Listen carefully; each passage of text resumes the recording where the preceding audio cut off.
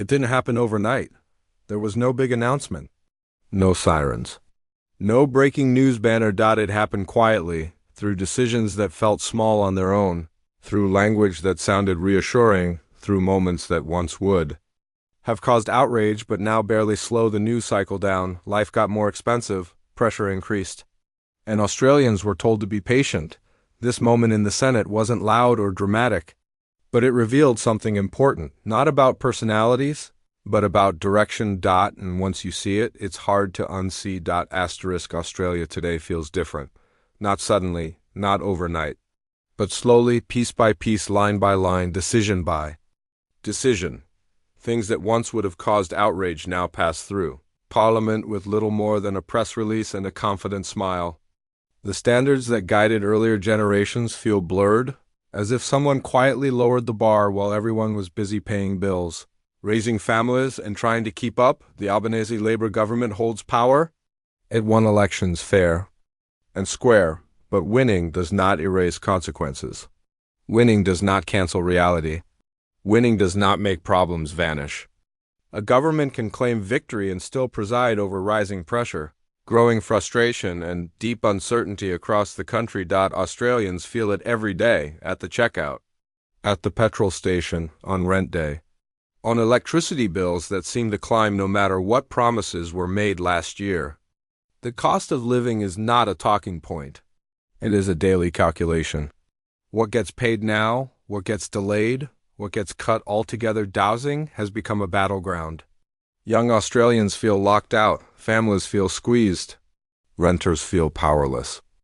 Home ownership, once a basic aspiration, now feels like a distant privilege.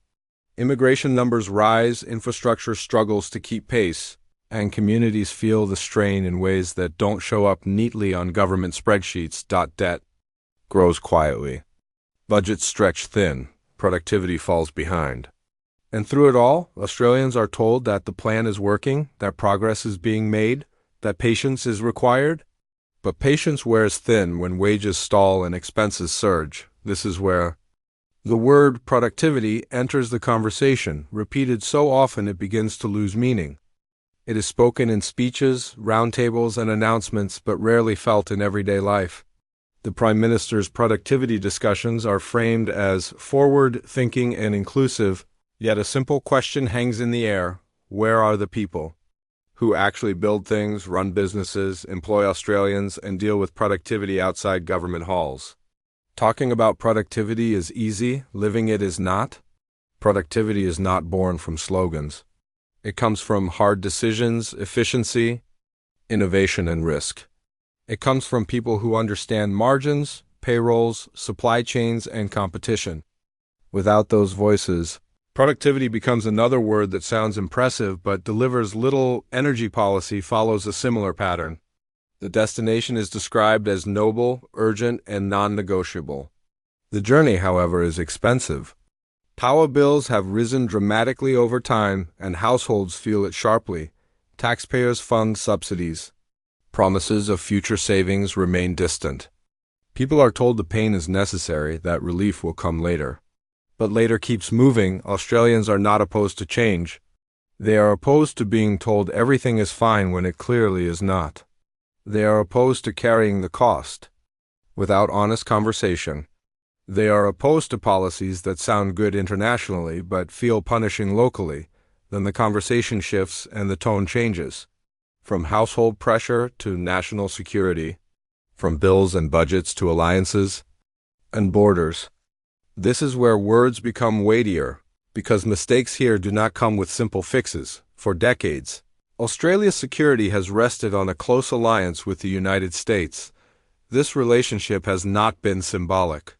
It has been practical, strategic, and deeply consequential. Advanced military technology, shared intelligence, nuclear deterrence, strategic stability. These are not abstract ideas.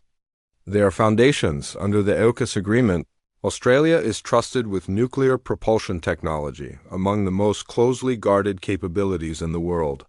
This is not a casual arrangement. It reflects trust built over generations. It reflect shared values, shared interests, and shared responsibilities. Alliances, however, are not one-sided. They require contribution. They require commitment. They require clarity. The expectation is not blind loyalty but seriousness, serious defense spending, serious preparation, serious acknowledgement that security is not something outsourced forever. When a government appears distant from its closest ally, questions naturally arise. When it appears eager to smooth relations with a powerful regional rival, questions grow louder. Diplomacy is necessary. Engagement is unavoidable. But clarity is essential. China's role in the region is complex. Economic ties exist. Strategic. Competition is real. Military expansion is visible. Economic pressure has been applied. These realities do not disappear through polite language alone. Navigating them requires firmness without recklessness. Engagement without naivety. Australians do not expect shouting matches. They expect steadiness. They expect leaders who understand power, history, and consequence. They expect a government that can speak clearly about values while acting decisively to protect national interests. Historical memory matters here. Previous leaders faced similar tensions. They balanced ideology with pragmatism.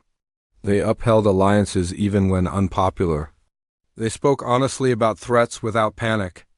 They understood that security is not guaranteed by good intentions alone. In the Senate chamber, the exchange unfolds not as chaos, but as contrast. One side measured and composed, the other sharp and insistent. An absent prime minister becomes part of the symbolism, an empty seat echoing through the debate. There is no shouting, no insults, no theatrics for their own sake.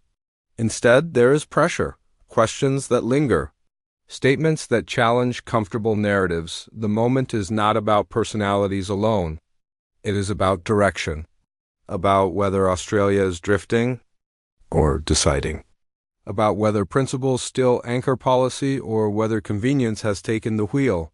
Australians watching may smile at the dry humor, the familiar tone, the unmistakable style of local political exchange.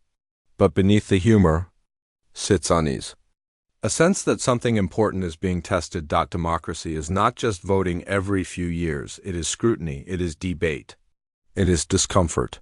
It is the willingness to question power even when answers are inconvenient. By the end of the moment, no one is crowned victorious.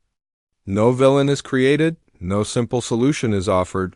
What remains is a reminder that governments must explain, not just announce, that alliances must be honored, not assumed, that economic pressure must be acknowledged, not dismissed. Australians are practical people.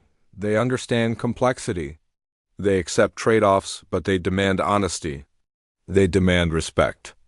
They demand leadership that recognizes reality as it is, not as it is described in speeches. This exchange, in its own quiet way, reflects that demand.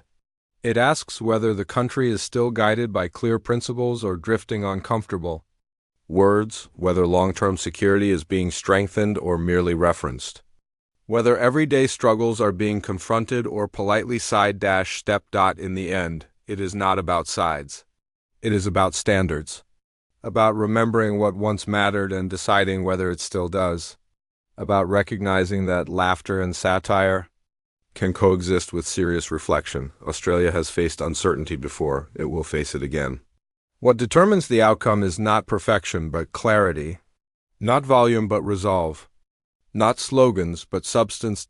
And as the chamber settles and the moment passes, Australians are left not with outrage but with questions, the kind that linger, the kind that return when the next bill arrives, the kind that remind us that democracy works best when people pay attention, speak carefully, and refuse to accept easy assurances. That is the real result of this moment. Not noise, not spectacle, but a pause, a collective breath, and a quiet understanding that the direction chosen now will echo for years to come.